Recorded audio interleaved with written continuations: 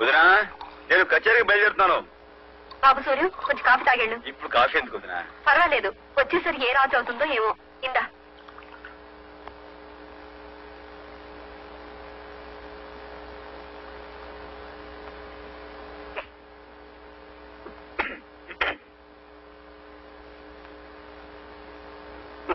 Charukesha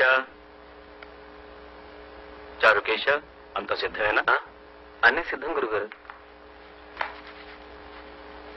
car వచ్చిందా? వచ్చింది నాన్నగారు. చారుకేశ కారు వచ్చిందా? వచ్చింది గురుగారు. మా గాయత్రి నేను వెళ్ళొస్తా. నాన్నగారు ఈ రోజు కచేరీ త్యాగయ్య హాల్లో. అది చారుకేశకు తెలుసు. చారుకేశ ఇది కారులో పెట్టు. సరే గురుగారు. అంటే నేను కచేరీకి రావటం లేదా నాన్న? నీకెందుకు నాన్న ఆశ్రమ? నీకు చాలా పనులున్నాయి. చాలా మంది ఏడుస్తున్న వాళ్ళు చూస్తున్న వాళ్ళు ఉన్నారు. వాళ్ళందరికీ ఊడిగం చేయడం నీ ధర్మం. అదంతా చాలనట్టు నీకు ఈ శ్రమ కూడా ఇవ్వడం నాకు ఇష్టం లేదు నాన్న. చారుకేశ గురుగారు తంబురా ఇంకా కారులో పెట్టలేదా? ఇదిగో తీసుకెళ్తున్నాను గురుగారు. అంటే నా స్థానంలో చారుకేశుడు ఉంటాడా? అదెలా ఉంటాడురా? చారుకేశు నా కొడుకు కాదే. నా సంగీతాన్ని అనుసరించి నా తరువాత కూడా దాన్ని బ్రతికించే విధేయుడు. నేను పోతే తద్దినం పెట్టే హక్కు మాత్రం నీదే. అది చారుకేశుది కాదు. నాన్న నీ సంగీతానికి వారసుని నేను కానా? అదెలా అవుతావురా?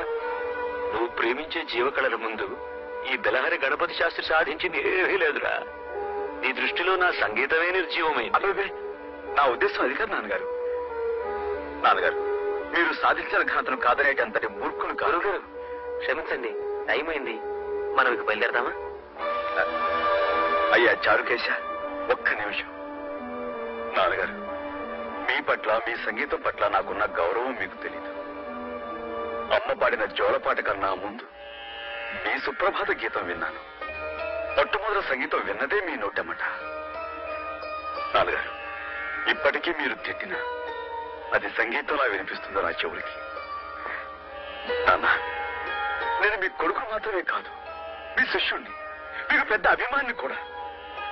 ఇంతలా అభిమానించే ప్రఖ్యాత శాస్త్రీయ సంగీత చక్రవర్తి బెలహరి గణపతి శాస్త్రి గారు బయట ప్రపంచంతో సంబంధం లేకుండా సంగీత పంచరంలో బందీ కావటమే నేను సహించలేకపోతున్నాను. అదే నన్ను బాధిస్తుంది కూడా. చెప్పరా? చెప్పు. నా 50 ఏళ్ల జీవితంలో ఎవరూ నన్ను ఎదిరించి మాట్లాడింది లేదు. ఎదురుగా నిలబడి నోరు విప్పింది లేదు. ఈరోజు నా కన్న కొడుకు నాకే ధర్మపన్నాలు చెబుతున్నాడు. చెప్తాడు. వాడికొక హోదా ఉంది కదా, బెలహరి గణపతి శాస్త్రి కొడుకని. గణపతి శాస్త్రి గారు క్షమించండి. నేను ఎవరి కొడుకునైనా మనిషిని, మనిషికి తోటి మనిషిని గుర్తించే బాధ్యత ఉందని చెప్పడానికి నేను గణపతి శాస్త్రి కొడుకునే కానక్కర్లేదు. ఎవరి కొడుకునైనా ఈ మాట చెప్తాను. సూర్యం ఒక పని చేయి. ఎవరి కొడుకునైనా అలా చెప్తానంటున్నావే? అలా చెప్పేది లోకం హర్షించినప్పుడు, లోకం నిన్నుగా గుర్తించినప్పుడు నువ్వు గణపతి శాస్త్రి కొడుకు కావు, నేనే సూర్యనారాయణ తండ్రిని. సరేనా? ఆ రోజు వచ్చినప్పుడు నా పరాజయాన్ని 10 మంది ముందు అంగీకరించి తండ్రిగా నా కైదండం చేసి నిన్ను గౌరవిస్తాను. పుత్రగాత్ర పరిశ్రంగ సుఖాన్ని మనస్ఫూర్తిగా అనుభవిస్తాను. అంతవరకు నేను నీకేమీ కాను.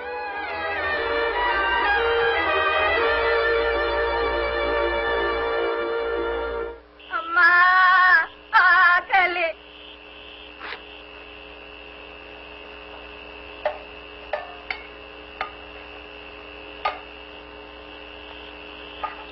వదినా? సూర్యం ఏమిటిదంతా? నేను ఇంట్లోంచి వెళ్ళిపోవాలని నిశ్చయించుకున్నాను వదినా. పిచ్చివాళ్ళ మాట్లాడుకో. ఏమండి చూసారా? మీ తమ్ముడు ఏమంటున్నాడో చూసారా? ఏం లేదన్నయ్య, అలానే వెళ్ళిపోవడమే అందరికీ మంచిది. నాన్నగారు నన్ను అవమానించాడు, కోపంతో నేను వెళ్ళలేదు వదినా. మా దృక్పథాలు కలవనప్పుడు మేము వేరుగా ఉండటమే మంచిది. నా మూలంగా నాన్నగారికి మనశ్శాంతి, ఆరోగ్యం దెబ్బతినకూడదు. అది కాదు బాబు. దయచేసి నన్ను ఎవరూ ఆపడానికి ప్రయత్నించకండి. మీరు సంతోషంగా పంపితే నాకు అదే తృప్తిగా ఉంటుంది. నా వల్ల కాదు బాబు.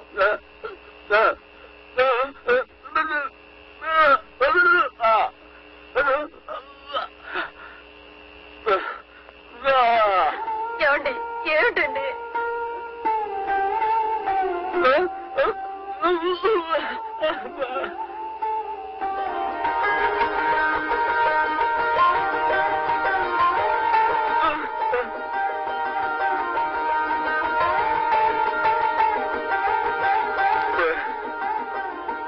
వద్దన్నయ్య,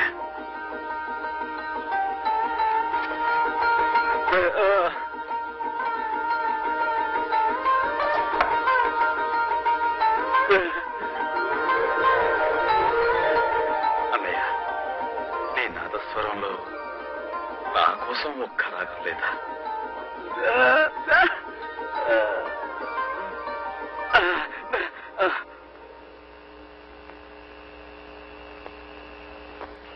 రా సూర్యం రా. ఇది నా క్లయింట్ ఇల్లు. ఇక్కడ నువ్వు హాయిగా ఉండొచ్చు. ఏనికయ్యా దిగులు పడతావు? మీ నాయన నయం నిన్ను పెంచి పెద్ద చేసి అలగొట్టాడు. మా నాయన నన్ను 8వ ఏట అలగొట్టాడు. ఏమైందిట? దానివల్ల జీవితంలో కష్ట సుఖాలు తెలుసుకోవడానికి నాకు అవకాశం దొరికింది. సూర్యం, చీకటి తర్వాత సూర్యోదయమే కదా. ఇది నా క్లయింట్ ఇల్లు అని చెప్పానే. వాళ్ళ అబ్బాయి వాళ్ళ నాన్నకి తెలియకుండా మందు కొట్టడానికి ఇంటికి వస్తుండేవాడు. ఇప్పుడు వాళ్ళ నాన్న ముందే తాగడం మొదలు పెట్టాడు. ఈ ఇంటికి పని లేకుండా పోయింది. ఇది నీ ఇల్లే అనుకో, సంతోషంగా ఉండు.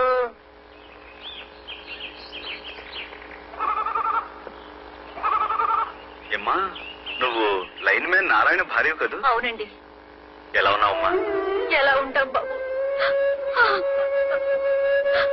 ఆయన పోయాక ఎండు పొలలు ఎండాకులు ఏరుకుని ఎండిపోయిన బతుకులయ్యాయి మాయి. ఏమ్మా, డిపార్ట్మెంట్ నుంచి మీకు రావాల్సిన నష్టపరిహారం ఇచ్చేసారా? నష్టపరిహారమా? ఎలా ఇస్తారు బాబు? ఏ ఎందుకెవరు? డ్యూటీలో ఉండగా తాగి పడిపోయాడు కాబట్టి గవర్నమెంట్ వాళ్ళు మా పూచి లేదని చెప్పేశారు. నారాయణ తాగేవాడా? ఎవరు తాగరు బాబు ఈ ఊళ్ళో. అందరూ తాగుబోకు సచ్చిన వాళ్ళే. పెళ్ళాం బిడ్డలు ఎంత నెత్తి నోరు మొత్తుకుని ఏడుస్తున్నా తాగుడుకు బలి కాని కాపరాలున్నాయా ఈ ఊళ్ళో? వాళ్ళకేం బాబు, ఖుషీగా తాగుతారు, కుటుక్కున పోతారు. మా బతుకులే ఇలా సావలేని బతుకులు, బతకలేని సావులు. వస్తాను బాబు.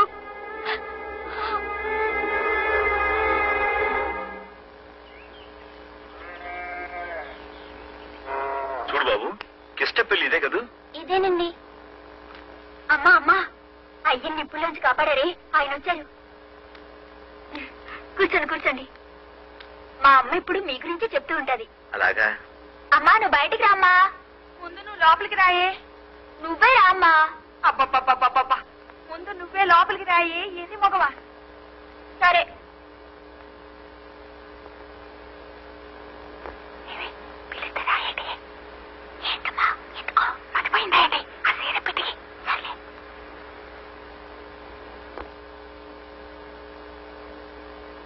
దండాలండి బాబు గారు. బాగున్నారా బాబు? గుర్తున్నాను అన్నమాట.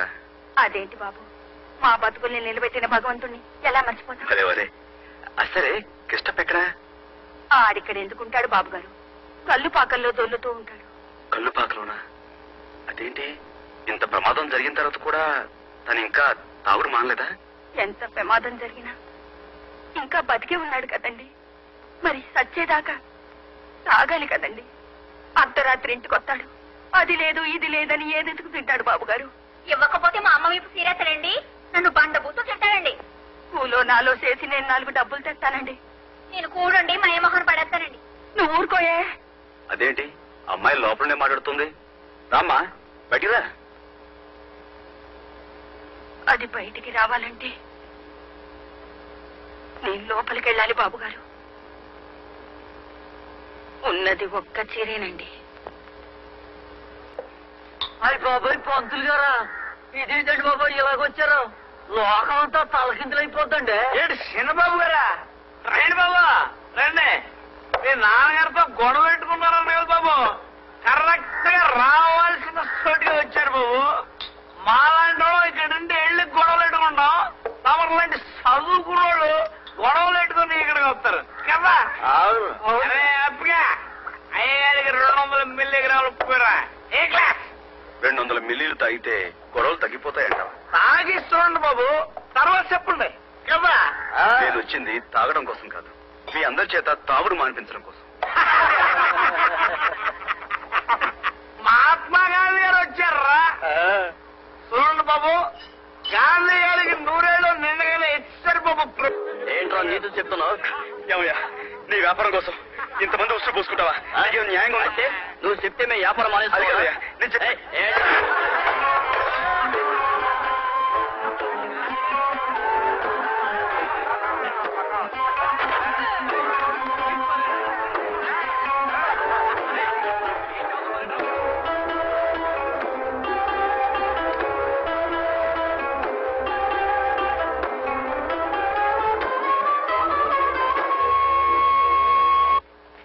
సంధ్య వందనం, సంధ్య వందనం, సంధ్య వందనం, సంధ్యా వందనం చెయ్యబోతున్నాను.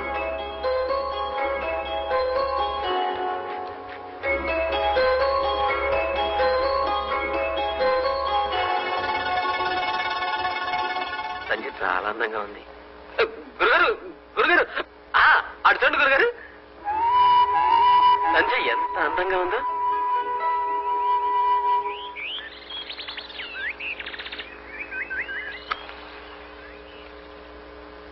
వాళ్ళు తాగి తందనాలాడితే మీకెందుకు?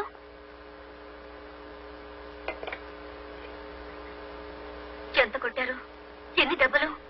మంచి చెప్తే కొట్టడానికి వాళ్ళకి చేతులు ఎలా వచ్చాయో? మంచి చెడు తెలిసే స్థితిలో వాళ్ళు ఉంటే వాళ్ళెందుకు తాగుబోతులు అవుతారు? అయితే మాత్రం పెద్ద బిలహరి గణపతి శాస్త్రి గారు కొడుకు కళ్ళుపాకలు జరబడి దెబ్బలు తిని రావడానికి మీకు సిగ్గుగా లేదు? తిరిగి చావగొట్టలేకపోయారా వాళ్ళని? నేను తాగిలేను కదా, నా భాషలో నేను మాట్లాడాను, వాళ్ళ భాషలో వాళ్ళు మాట్లాడారు. మాట్లాడడం వరకు సరే, కానీ బొత్తుగా నాటు భాషలో మాట్లాడారు సన్నాసులు. మరి ఇప్పుడు వాళ్ళకి బుద్ధి చెప్పాలనుకోకుండా మీకు మంచి బుద్ధి చెప్పారు వాళ్ళు.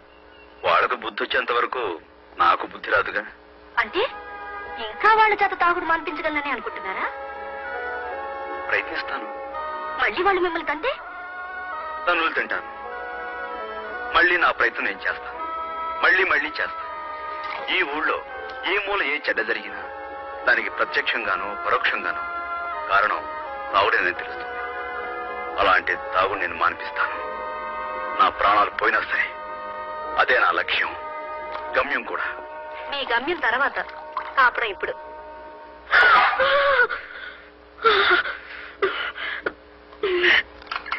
అల్లుకుంటాయే ఎర్రంగని మా బొమ్మర్తి కాడు అల్లికినాడు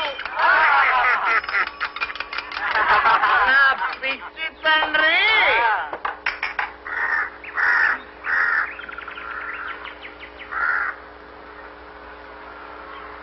ఇచ్చిన దొరువులు సాలేదా? మళ్ళీ వచ్చావు? అవును, మళ్ళీ వచ్చాను.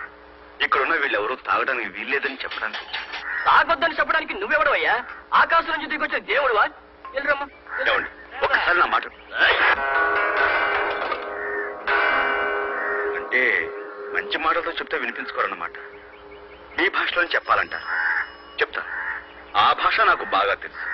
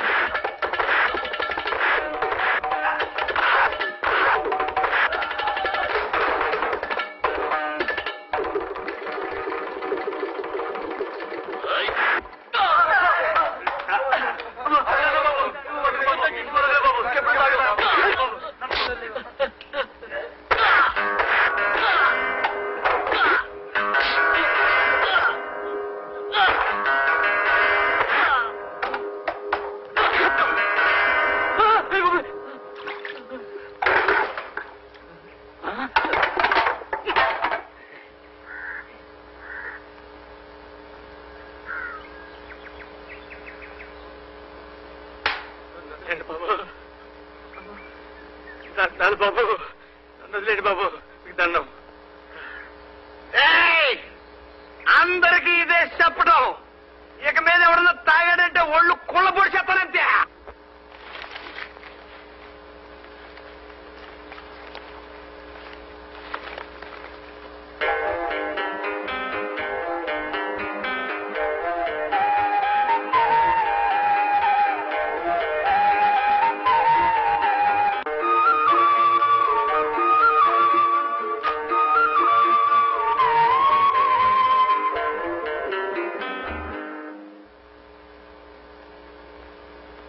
చారుకేశ, సాధన ప్రారంభిద్దామా?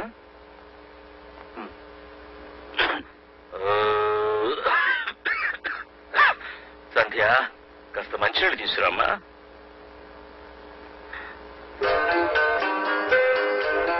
అదేమిటి ఆకు? అదే అదేం లేదు గురుగారు, ఈరోజు త్రిపుర సుందరి వ్రతం కదా, ఇల్లంతా మామిడి తోరణాలు కట్టంగా, అది చూడండి.